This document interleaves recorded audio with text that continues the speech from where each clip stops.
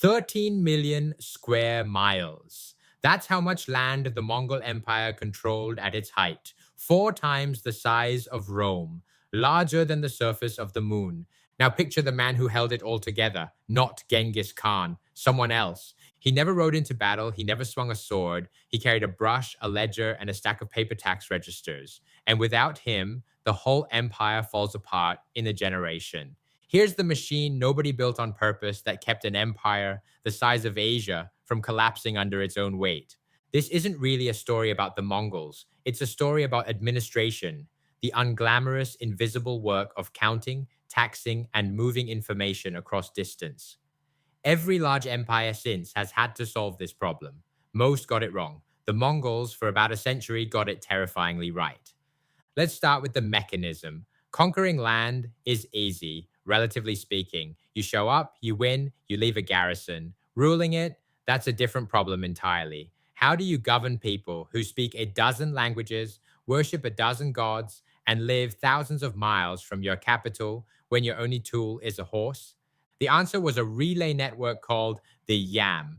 Historians estimate it eventually included around 10,000 stations, spaced roughly 20 to 40 miles apart, stocked with over 300,000 horses. A rider carrying an urgent message could cover 200 miles in a single day, swapping exhausted horses for fresh ones at every station, sometimes swapping riders too.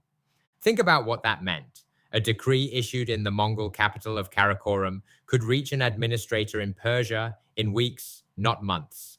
A tax report from a conquered city in northern China could reach the same capital just as fast. For the first time in history, an empire this size could actually be run like one system, instead of a loose collection of conquered territories slowly drifting apart. But a relay system only moves information. Somebody still has to decide what that information means. And that's where the empire nearly broke before it had even finished forming. After the conquest of northern China, some of Genghis Khan's generals proposed the obvious solution: kill the farmers, tear down the cities, and turn the cropland into pasture for Mongol horses. It's what conquerors had done for centuries. Land you can't use, you clear.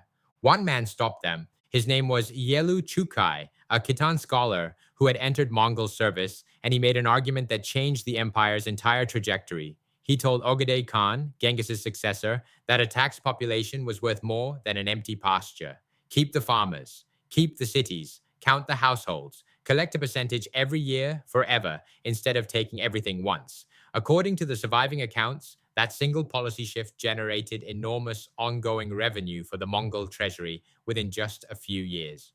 Revenue that would never have existed if the fields had been turned to grassland. That's the moment the Mongol Empire stopped being a raiding operation and became a state. Now meet the people nobody names in the popular version of this story. Below Yelü Chucai sat officials called Darugachi, overseers planted in conquered cities from Korea to Russia, responsible for taxation, census taking, and keeping local rulers in line. Historian Thomas Alson, who spent decades studying Mongol administrative records, documented just how systematically this worked. His research on Mongol census taking in the Russian principalities between 1245 and 1275 shows officials going door to door, household by household, recording names for tax and conscription purposes across territory that stretched a third of the way around the globe.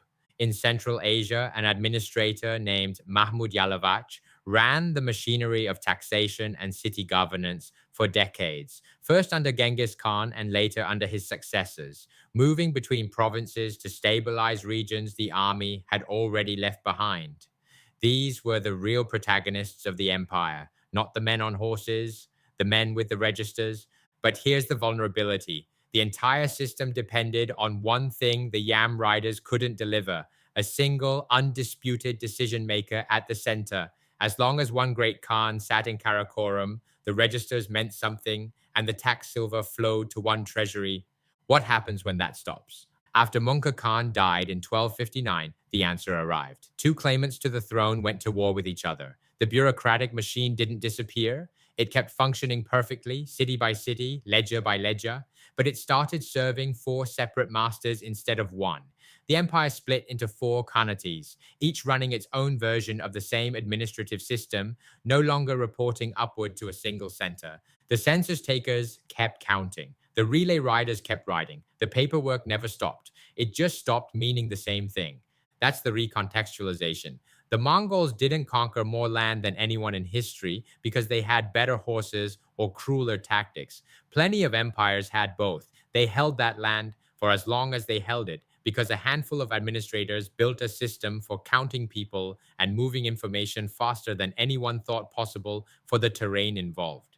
And when the political authority above that system fractured, the system itself became four smaller, still functioning systems, proof that the machinery was never the fragile part. The single point of control at the top was. Every organization you've ever worked in has its own version of this: a payroll system, a reporting chain, a shared ledger that nobody thinks about until the day the person who reads it leaves the room. It keeps running invisibly for years until the moment authority at the top gets contested and you find out how much of what held everything together was never the mission statement at all. It was always the paperwork,